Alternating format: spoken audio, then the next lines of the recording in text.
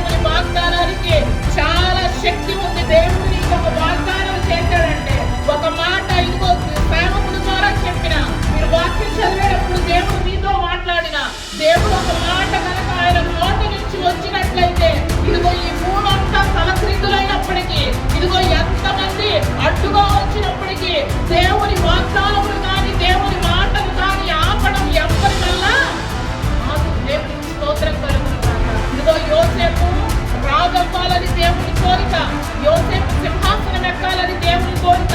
ఇదిగో యోసేపు కలగన్నాడు, ఆ కలను వారి అన్నలకి చెప్పేటప్పటికి మాకంటే చిన్నవాడు